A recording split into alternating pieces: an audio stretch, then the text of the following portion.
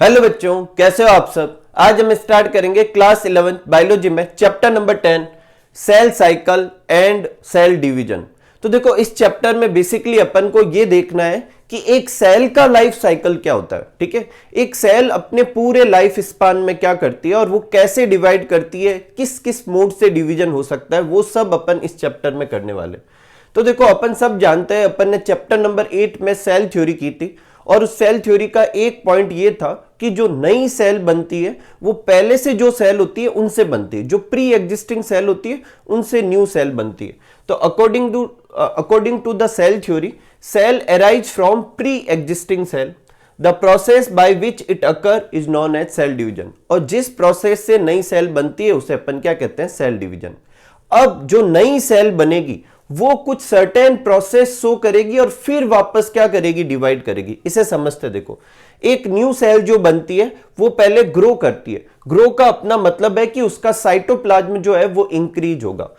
एक बार जब उसका साइटोप्लाज्म इंक्रीज हो जाएगा तो वो अपने डीएनए की कॉपी करेगी। ऐसा क्यों करना है? क्योंकि जब वो सेल डिवाइड होगी तो एक से कितनी सेल बन जाएगी, दो। तो दोनों में ही तो डीएनए भेजना होगा, तो इसलिए वो अपने डीएनए की क्या करती है, कॉपी करती है। तो एक न्यू सेल पहले ग्रोथ शो करती है, फिर डुप्लीकेशन ऑफ डीएनए करती है और फिर सेल डिवीजन की तरफ प्रोसीड करती है और फिर वापस क्या बनाती है, न्यू सेल बनाती है। तो देखो, ये पूरा एक साइक्लिक हो गया। साइकिल का मतलब सर्कल नहीं, एक क्लोज पाथ बन गया। तो न्यू सेल जो है वापस सेल डिवीजन शो करने से पहले बीच में कुछ ग्रोथ और डुप्लीकेशन शो करती है, फिर सेल डिवीजन, फिर वापस न्यू सेल, और ऐसा चलता रहता है। ये पूरा जो सर्कल है इसे अपन क्या कहेंगे, सेल साइकिल कहेंगे। तो the newly formed cell grow and prepare itself for next division, so cell grow through a basic cycle. जो सेल जो होती है वो एक बेसिक साइकिल के थ्रू चलती है। ठीक है, इसी साइकिल को अपन क्या कहते हैं, सेल साइकिल।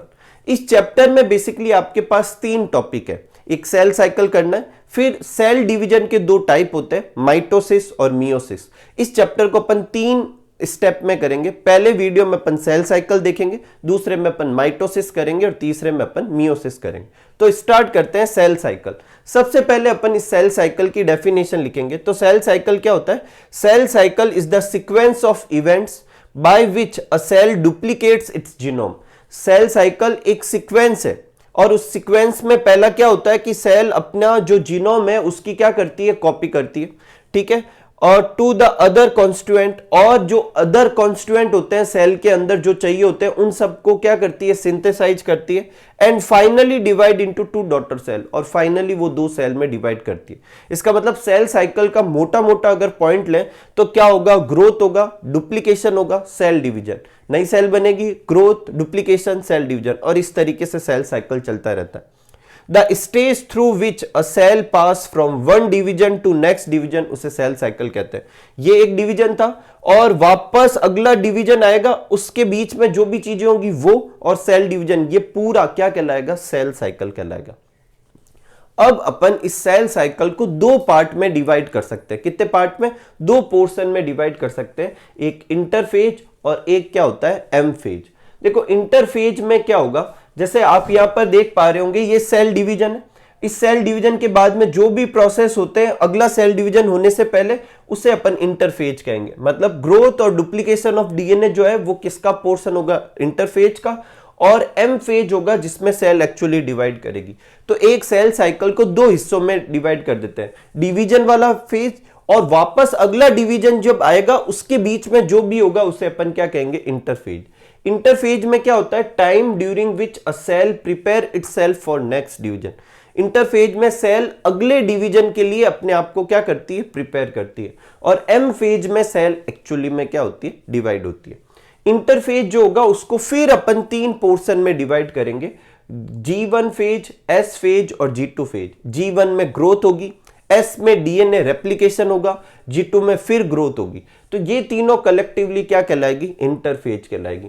फिर जब एम फेज आएगा जिसमें सेल एक्चुअली में डिवाइड होगी, वो भी 2 प्रोसेस में होगा, कैरियोकाइनेसिस जिसमें न्यूक्लियस डिवाइड होगा, साइटोकाइनेसिस, वो जो 2 न्यूक्लियस बन जाएंगे उनके चारों तरफ साइटोप्लाज्म में डिवाइड होगा और 2 डॉटर सेल बन जाएगी। इसे अभी अपन समझेंगे। ठीक है, तो एम फेज भी दो में हिस्सों में होती है, कैरियोकाइनेसिस जिसमें न्यूक्लियस डिवाइड होता है, साइटोकाइनेसिस जिसमें साइटोप्लाज्म डिवाइड होता है। इस चैप्टर में इन सब के प्रोसीजर को अपन को करना है। कैरियोकाइनेसिस फिर 4 स्टेप में होगा, प्रोफेज, मेटाफेज, एनाफेज और टीलोफेज। एक और चीज, duration of complete cell cycle can vary from organism to organism. मतलब ये पूरा एक सेल साइकिल कितने टाइम ड्यूरेशन में होता है ये वेरी करता है, अलग अलग ऑर्गेनिज्म में अलग अलग होता है। और एक ऑर्गेनिज्म की बात करें तो उसमें भी अलग अलग सेल टाइप में अलग अलग होता है। 2 एग्जाम्पल अपनी बुक में दे रखा है कि एक टिपिकल यूकैरियोटिक सेल जैसे मैमेलियन सेल वो करीब 24 आवर्स लेती है सेल साइकिल को कंप्लीट करने में, और एक ईस्ट सेल जो होती है वो करीब 90 मिनट लेती है एक सेल साइकिल कंप्लीट करने में। तो काफी फर्क है। तो अलग अलग सेल जो होती है वो अपना ड्यूरेशन जो होता है सेल साइकिल का वो अलग अलग होता है। एक और चीज, interphase last 95% of duration of total sale cycle. मतलब सेल साइकिल इंटरफेज और एम फेज में चलती है, लेकिन इसका जो मेजोरिटी ऑफ पोर्शन होता है करीब 95% ऑफ टाइम ड्यूरेशन जो होता है वो इंटरफेज के फॉर्म में होता है, और रिमेनिंग किस में होता है, एम फेज के फॉर्म में।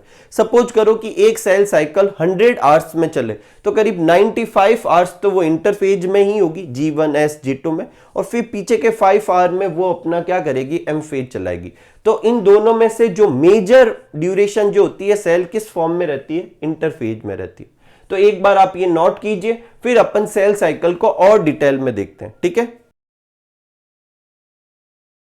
आगे बढ़ते हैं और नेक्स्ट लेते हैं अपन सेल साइकिल का फर्स्ट फेज जो कि कौन सा होता है, इंटरफेज। तो इंटरफेज क्या होता है, एक रेस्टिंग फेज है। रेस्टिंग फेज क्यों बोला है, क्योंकि ये 2 सेल डिवीजन के बीच में होगा। हालांकि सेल एक्चुअल में रेस्ट नहीं कर रही, सेल अपने आप को प्रिपेयर कर रही है किसके लिए, नेक्स्ट सेल डिवीजन के लिए। तो it is the resting phase between 2 successive M phase या 2 सक्सेसिव माइटोटिक फेज या 2 सक्सेसिव मियोसिस फेज भी कह सकते हैं, क्योंकि जो एम फेज होती है वो 2 तरीके से प्रोसीड होगी, माइटोसिस और मियोसिस से। ये अभी अपन आगे अच्छे से समझेंगे। अभी आप ऐसे समझ लो कि 2 सेल डिवीजन या 2 एम फेज के बीच की जो फेज होती है उसे अपन क्या कहते हैं, इंटरफेज कहते हैं। In this phase cell prepare itself for division. Cell अपने आप को क्या करती है, डिवीजन के लिए प्रिपेयर करती है, और कैसे करती है, 2 चीजें शो करेगी, ग्रोथ और डीएनए रेप्लिकेशन। ये जो इंटरफेज होती है वो 3 स्टेप में होती है, इसमें से 2 स्टेप में ग्रोथ होगी, 1 स्टेप में क्या होगा, डीएनए रेप्लिकेशन होगा। जो 2 स्टेप ग्रोथ के हैं उसे कहेंगे G1 और G2, और जो डीएनए रेप्लिकेशन का है उसे कहेंगे S फेज। सबसे पहले कौन सा होता है, G1, फिर होता है S, और फिर कौन सा होता है, G2। सीक्वेंस अच्छे से याद रखें, ठीक है। पहले इंटरफेज होगा, फिर एम फेज होगा। इंटरफेज में भी पहले क्या होगा, G1, फिर क्या होगा S, और फिर क्या होगा, G2। अब G1 को अपन गैप 1 भी कह सकते हैं और ग्रोथ 1 फेज भी कह सकते हैं। G1 से अगला जो फेज होगा वो S फेज होगा, और उसमें डीएनए सिंथेसिस होता है, रेप्लिकेशन होगा। इसीलिए G1 को प्री सिंथेटिक फेज भी कह सकते हैं, कि सिंथेसिस से पहले वाली फेज। और अगर ऐसे समझे कि एम फेज खत्म होने के बाद, देखो ये एम फेज थी, उसके खत्म होने के बाद इंटरफेज स्टार्ट हुई, फिर वापस क्या आ जाएगी, एम फेज। और इस इंटरफेज में भी 3 थे, G1, S और G2। तो G1 के 2 तरीके से नाम दे सकते हैं कि भाई S से पहले वाली फेज, इसलिए इसको कहते हैं प्री सिंथेटिक फेज, और M के बाद वाली फेज भी तो कह सकते हैं, तो पोस्ट माइटोटिक फेज भी कह सकते हैं। It is the interval between previous M phase, पहले वाली M phase, and initiation of DNA replication. DNA replication जब स्टार्ट होगा तो अपन कहेंगे कि सेल एस फेज में चली गई है, और पीछे वाला एम फेज जो था उसके और डीएनए रेप्लिकेशन स्टार्ट होने तक का जो भी बीच में फेज है उसे अपन क्या कहेंगे, G1 फेज। इंटरफेज की इन तीनों फेज में से या सेल साइकिल की पूरी में से सबसे बड़ी फेज कौन सी होती है, G1 फेज ही होती है। ठीक है, तो ये लाइन याद रखे, it is the interval between previous M phase और नेक्स्ट एस फेज, या फिर इनिशिएशन ऑफ डीएनए रेप्लिकेशन। इस फेज में क्या होता है कि मेटाबॉलिक एक्टिविटी जो होती है वो इंक्रीज हो जाती है। मेटाबॉलिक एक्टिविटी इंक्रीज मतलब सेल अपने सारे बायोलॉजिकल प्रोसेस को स्पीड अप कर देती है, चाहे वो प्रोटीन सिंथेसिस हो, एंजाइम सिंथेसिस हो, चाहे और कोई भी काम हो, वो सारी प्रोसेस जो होती है उसकी स्पीड बढ़ा देती है। एंड कंटिन्यूस टू ग्रो, और ग्रो करने लगती है। डीएनए रेप्लिकेशन स्टार्ट नहीं होता, क्योंकि जैसे ही डीएनए रेप्लिकेशन स्टार्ट होगा अपन कहेंगे एस फेज स्टार्ट हो गई। ये आपके नीट में आया हुआ क्वेश्चन है कि ऐसी कौन सी फेज होती है जिसमें मेटाबॉलिक एक्टिविटी इंक्रीज हो जाती है, सेल ग्रो करती रहती है, लेकिन डीएनए रेप्लिकेशन स्टार्ट नहीं होता। कौन सी थी? G1 phase. नेक्स्ट है, इस वाली फेज में स्ट्रक्चरल और फंक्शनल प्रोटीन बनती है। ऐसी सारी प्रोटीन बनती है जिनसे सेल का स्ट्रक्चर बनता है, और फंक्शनल प्रोटीन बेसिकली एंजाइम्स जो होते हैं वो क्या होते हैं? प्रोटीन ही होते हैं, और वो कुछ ना कुछ फंक्शन करेगी। नेक्स्ट जो फेज होगा एस फेज, उसमें भी बहुत सारे एंजाइम रिक्वायर्ड होंगे, तो वो सारी प्रिपरेशन इसी में ही हो जाती है। तो जितने भी स्ट्रक्चरल और फंक्शनल प्रोटीन है वो G1 फेज में बनते हैं। एंजाइम जो रिक्वायर्ड होते हैं नेक्स्ट फेज के लिए वो भी G1 में बन जाते हैं। एक एडिशनल पॉइंट बताता हूं, अच्छा पॉइंट है, अच्छे से समझना। वो ये है कि at the end of G phase, G1 phase के जस्ट बाद में सेल एक चेक पॉइंट होता है। मतलब सेल ये डिसाइड करती है कि अब अगले स्टेप में जाना है या नहीं जाना है। At the end of G1 phase go और no go decision is taken, कि आगे प्रोसीड करना है या नहीं करना है। If all the things are favourable, जैसी प्रिपरेशन होनी चाहिए वो सारी प्रिपरेशन है, जैसी कंडीशन होनी चाहिए वो सारी कंडीशन है, then cell proceed to S1। S1 क्या? S phase. सेल किस में जाती है? एस फेज में क्या करती है? प्रोसीड करती है। अब क्या क्या चेक किया जाएगा? क्या सेल की प्रॉपर साइज हो चुकी है? क्या सेल के पास प्रॉपर डीएनए, मतलब वो क्या कहते हैं, न्यूट्रिएंट्स है? और एक बहुत ही इंपॉर्टेंट चीज देखी जाती है कि क्या सेल का डीएनए डैमेज तो नहीं है, क्योंकि अगर डैमेज डीएनए है तो सेल अगले राउंड में नहीं जाएगी, मतलब एस फेज में नहीं जाएगी, तो उसका डीएनए रिपेयर इसी फेज में करना पड़ेगा। तो ये तीन जो चेक पॉइंट है कि सेल अपना साइज चेक करती है, न्यूट्रिएंट्स चेक करती है, डीएनए डैमेज तो नहीं है, ये सारी चीजें G1 के एंड में चेक की जाती है। यही वजह है कि G1 के एंड को क्या कहते हैं? चेक पॉइंट भी कहते हैं, रेस्ट्रिक्शन पॉइंट भी कहते हैं। ठीक है, एक चीज मैं पहले भी बता चुका हूं कि लॉन्गेस्ट इंटरफेज कौन सी होती है? G1 फेज ही होती है। ठीक है, तो अच्छे से ये याद रखना। नेक्स्ट आगे बढ़ते देखो, नेक्स्ट है अपने एस फेज। एस फेज के अंदर क्या होगा? सिंथेसिस होगा। क्या होगा? सिंथेसिस। और क्या सिंथेसिस होगा? डीएनए बनेगा। और क्यों बनाना है डीएनए? क्योंकि अगर डीएनए की एक कॉपी ही रहेगी तो नेक्स्ट में जब दो सेल बनेगी तो उनमें भेजेंगे क्या? तो डीएनए अपनी कॉपी क्रिएट करता है। किसी चीज की कॉपी बनने को रेप्लिकेशन कहते हैं, या डीएनए अपनी कॉपी बना रहा है इसे डीएनए रेप्लिकेशन कहेंगे। इन दिस फेज डीएनए सिंथेसिस और रेप्लिकेशन जो होता है वो टेक प्लेस होता है। इन एनिमल सेल में एक और काम होता है, सेंट्रियोल बनता है। आपको जब मैंने सेल पढ़ाई थी तो मैंने आपको एक स्ट्रक्चर पढ़ाया था सेंट्रोसोम, और मैंने कहा था कि उसमें दो सिलेंड्रिकल स्ट्रक्चर एक दूसरे के परपेंडिकुलर होते हैं, और इन दोनों को कलेक्टिवली इनके आसपास जो सब्सटेंस था उसके साथ सेंट्रोसोम बोला था। तो यहां पर एनिमल सेल में क्या होता है, ये सेंट्रियोल जो होते हैं, ये दोनों सेंट्रियोल है, अपनी एक कॉपी बनाएंगे बोले तो एक सेंट्रोसोम से दो सेंट्रोसोम बन जाएगा। तो in animal cell centriole duplicate in cytoplasm, ये एक और होता है। तो अगर एस फेज में देखें तो क्या क्या हुआ? पहली चीज हुई कि डीएनए का रेप्लिकेशन हुआ। दूसरा क्या हुआ कि सेंट्रियोल जो है उसका भी डुप्लीकेशन होता है, और एक और काम होता है, हिस्टोन प्रोटीन भी बनती है। यूकैरियोटिक सेल में डीएनए की पैकेजिंग के लिए क्या इस्तेमाल में करते हैं? हिस्टोन प्रोटीन इस्तेमाल में करते हैं। तो उनका फॉर्मेशन भी किस में होता है? एस फेज में होता है। अब एक चीज अच्छे से समझना, एस फेज से पहले अगर मान लो मैं सेल में कहता हूं 2n क्रोमोसोम है, और डीएनए कंटेंट जितना भी सेल का डीएनए कंटेंट है उसे 2c से डिनोट करता हूं, तो एस फेज के बाद में क्रोमोसोम के नंबर में तो कोई चेंज नहीं आएंगे, वो उतने के उतने ही रहेंगे, लेकिन डीएनए का कंटेंट डबल हो जाएगा। क्यों? क्योंकि डीएनए का रेप्लिकेशन हुआ, क्रोमोसोम दो नहीं हो गए। अगर उस ऑर्गेनिज्म की सेल में 23 क्रोमोसोम है तो 23 रहेंगे, 46 है तो 46 ही रहेंगे, जितने हैं उतने रहेंगे, लेकिन डीएनए के कंटेंट डबल हो जाएंगे। जैसे सपोज करो मैं यहां 2 क्रोमोसोम बना रहा हूं, तो बाद में भी 2 ही क्रोमोसोम रहेंगे। देखो क्रोमोसोम को ये बीच वाला जो डॉट है सेंट्रोमियर, इससे पहचानना चाहिए। तो इधर भी 2 दिख रहे हैं, इधर भी 2 दिख रहे हैं, पर चेंज क्या हुआ इसमें? देखो एक अपन ने साइड बनाई थी जिसे क्रोमेटिड कहते हैं, इसमें 2 बना दी, इसमें भी 1 बनाई थी, इसमें भी 2 बना दिया। तो अपन ऐसे कह सकते हैं कि क्रोमेटिड डबल हो गए, क्रोमेटिन डबल हो गया, डीएनए डबल हो गया, क्रोमोसोम के नंबर डबल नहीं हुए। ठीक है, तो अगर आपको जो भी कंटेंट बोले कि डीएनए का इतना कंटेंट है, एस फेज के बाद वो क्या हो जाएगा? डबल हो जाएगा, लेकिन क्रोमोसोम के नंबर में कोई चेंज नहीं आएगा, ये याद रखना। ठीक है, तो ये अपने एस फेज के बारे में था। एस फेज में डीएनए सिंथेसिस होता है, सेंट्रियोल का डुप्लीकेशन होता है और हिस्टोन प्रोटीन बनती है। नेक्स्ट है G2 फेज, इसे गैप सेकेंड और ग्रोथ सेकेंड फेज भी कह सकते हैं। क्योंकि ये एस फेज के बाद में होती है इसलिए पोस्ट सिंथेटिक फेज भी कह सकते हैं। और G2 के बाद में क्या होगा, एम फेज आएगी, तो एम के पहले वाली फेज है इसलिए प्री माइटोटिक फेज भी कह सकते हैं। इसमें जो होता है डीएनए रेप्लिकेशन कंप्लीट होने के बाद G2 स्टार्ट होती है। मतलब अपन S1 की स्टार्ट को कहां से मार्क करेंगे, जैसे ही डीएनए रेप्लिकेशन स्टार्ट होगा तो अपन कहेंगे एस फेज स्टार्ट होगी, और जैसे ही डीएनए रेप्लिकेशन खत्म होगा अपन कहेंगे एस फेज खत्म होगी। तो G2 कहां से स्टार्ट हुई, जहां डीएनए रेप्लिकेशन कंप्लीट होता है। ठीक है, इस फेज में क्या होगा, सेल साइज में ग्रो करती रहेगी और एक और प्रोटीन बनती है जिसे कहते हैं ट्यूबुलिन प्रोटीन।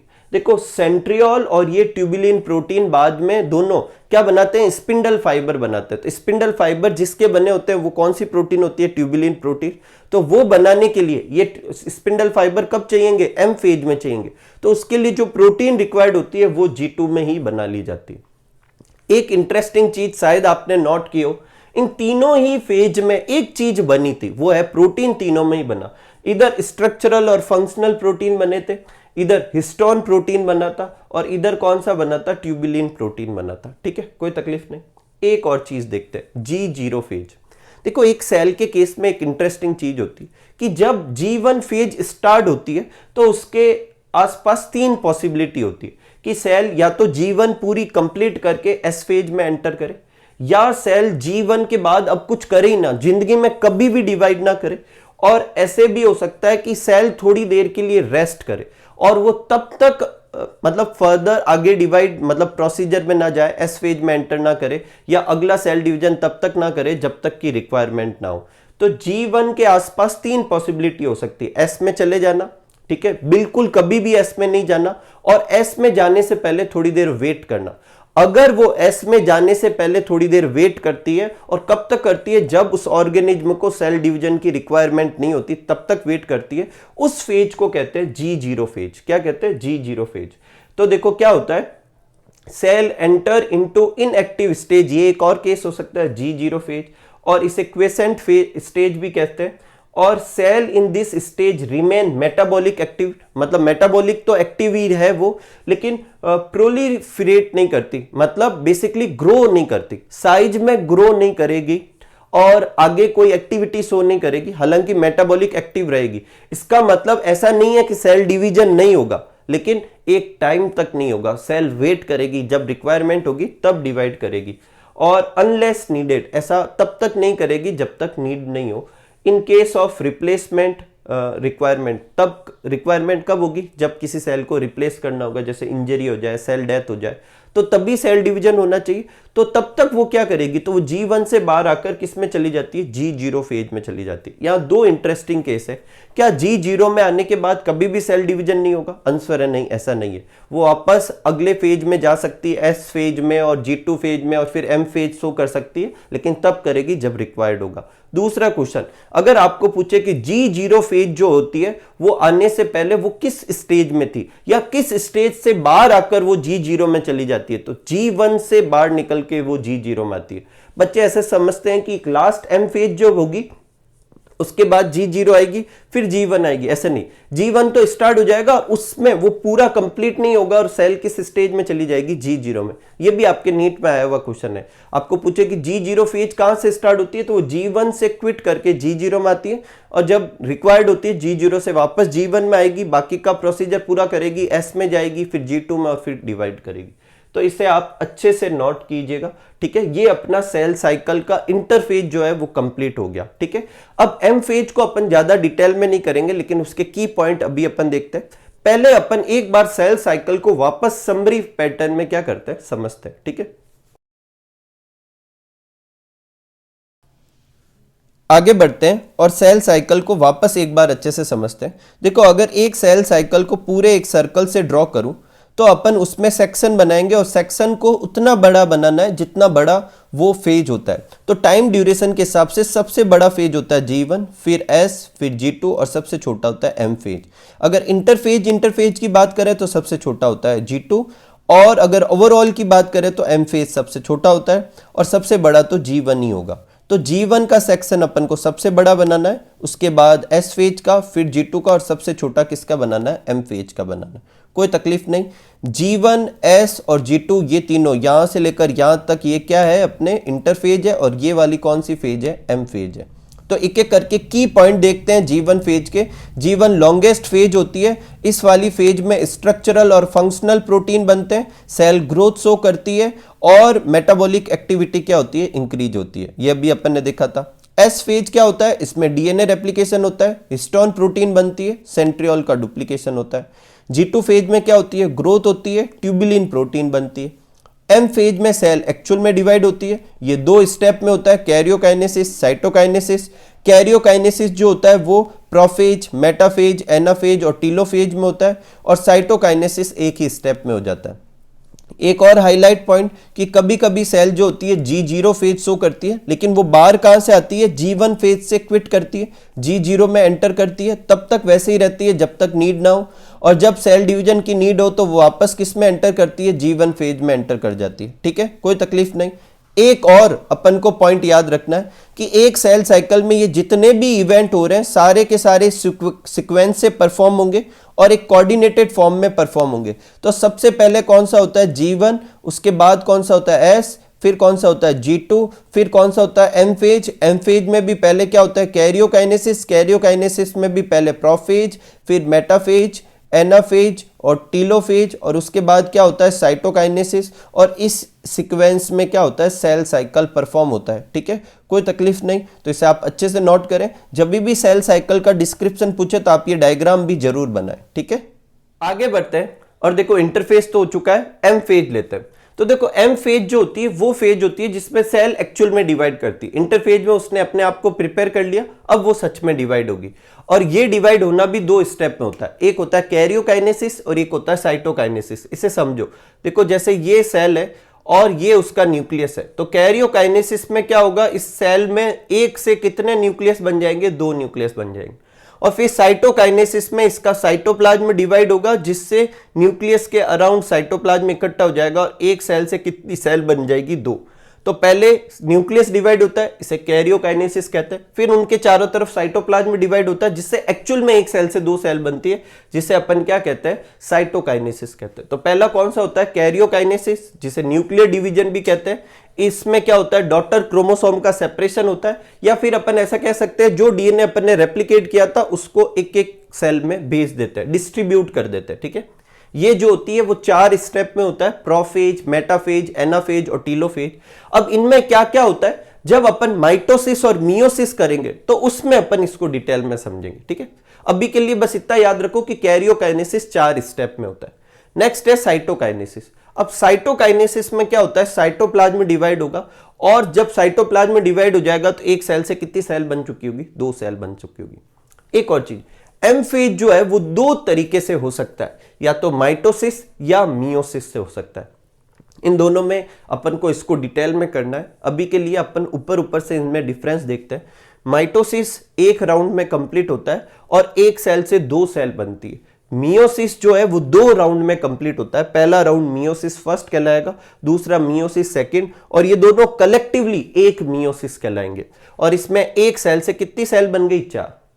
माइटोसिस में अगर सेल डिप्लॉइड है तो वो डिप्लॉइड ही रहेगी, हैप्लॉइड है तो हैप्लॉइड ही रहेगी, जबकि मियोसिस में डिप्लॉइड से क्या बन जाती है, हैप्लॉइड बन जाती है। जब अपन ने रिप्रोडक्शन देखा था प्लांट किंगडम, एनिमल किंगडम, तो उनमें भी अपन ने ये चीज देखी थी कि जब भी डिप्लॉइड से हैप्लॉइड कन्वर्ट होना था तो अपन को कौन सा डिवीजन करना होता है, मियोसिस करना होता है। तो देखो माइटोसिस में डिप्लॉइड से डिप्लॉइड ही रहती है, हैप्लॉइड से हैप्लॉइड ही रहती है। यहां पर डिप्लॉइड किस में कन्वर्ट हो जाता है, हैप्लॉइड में कन्वर्ट हो जाता है। मियोसिस कभी हैप्लॉइड में नहीं हो सकता। अब ये दोनों कैसे होते हैं वो अपने नेक्स्ट वीडियो के पोर्शन होंगे। एक में अपन माइटोसिस को डिटेल में करेंगे, एक में अपन मियोसिस को डिटेल में करेंगे। ठीक है, एक देखो बहुत इंटरेस्टिंग क्वेश्चन आता है, मैंने पहले भी आज ही के वीडियो में बताया लेकिन मैं फिर समझा देता हूं।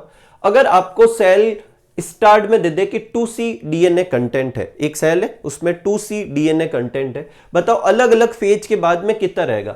तो G1 के बाद डीएनए के कंटेंट में कोई चेंज नहीं आता, 2C का 2C रहता है। एस फेज में डीएनए का रेप्लिकेशन होता है, इसका मतलब डीएनए कंटेंट डबल हो जाता है। तो डीएनए कंटेंट डबल कब होगा, एस फेज में होगा। क्यों होगा, क्योंकि डीएनए रेप्लिकेशन होता है। G2 में फिर कुछ नहीं होता, तो 4C का 4C ही रहेगा, मतलब जितना हो चुका है अब उतना ही रहेगा। एम फेज में जो डीएनए रेप्लिकेट हो रखा था उनको दो न्यूक्लियस में डिवाइड कर देंगे। इसका मतलब एम फेज के बाद डीएनए का कंटेंट हाफ हो जाता है। फिर रिपीट करते हैं, डीएनए का कंटेंट डबल कब होता है? एस फेज में, क्योंकि डीएनए रेप्लिकेशन होता है। और डीएनए का कंटेंट हाफ या एक्चुअल वापस जैसा था वैसा ही कब आ जाता है? एम फेज में आता है, क्योंकि उसमें डिस्ट्रीब्यूट हो जाता है दो डॉटर न्यूक्लियाई के बीच में। तो ये था। अगर मैं यहाँ आपको कह दूं कि 10 डीएनए कंटेंट है तो G1 के बाद में भी 10 रहेगा, S के बाद में 20 हो जाएगा, G2 के बाद 20 रहेगा और M के बाद वापस 10 हो जाएगा। ठीक है, तो ये आपके क्वेश्चन हो सकते हैं। ठीक है, अमाउंट ऑफ डीएनए पे। अब देखते हैं अमाउंट ऑफ क्रोमोसोम का क्या। तो इंटरफेज में क्रोमोसोम के नंबर पे कोई चेंज नहीं होता। जितने, मान लो यहां पर मैं 10 क्रोमोसोम दूं तो G1 के बाद में भी 10 ही रहेंगे, S के बाद में भी 10 ही रहेंगे, G2 के बाद में भी 10 ही रहेंगे। S में डीएनए के कंटेंट बढ़ते हैं, क्रोमोसोम के नंबर पे कोई चेंज नहीं आता। तो इंटरफेज के बाद तक तो क्रोमोसोम के नंबर में कोई चेंज नहीं। अब एम फेज में क्रोमोसोम के नंबर पे क्या चेंज होंगे वो डिसाइड करेगा कि एम फेज कैसी होती है, माइटोसिस या मियोसिस। अगर माइटोसिस हुआ तो क्रोमोसोम के नंबर उतने ही रहेंगे और मियोसिस हुआ तो क्रोमोसोम के नंबर हाफ हो जाएंगे। कोई तकलीफ नहीं। तो ये अपना था सेल साइकिल के बारे में। तो उम्मीद करूंगा कि आज आपको वीडियो बहुत अच्छे से समझ में आया और आपको सेल साइकिल में क्या क्या इवेंट होते हैं उसको आपने अच्छे से समझा। मिलते हैं अगले वीडियो में जिसमें अपन माइटोसिस के बारे में करेंगे, फिर एक और वीडियो लेंगे जिसमें मियोसिस करेंगे। तो मिलते हैं अगले वीडियो में, तब तक आप सब लोग खूब सारा हार्डवर्क कीजिए, खूब खुश रहिए, खूब मस्त रहिए। Thank you for watching.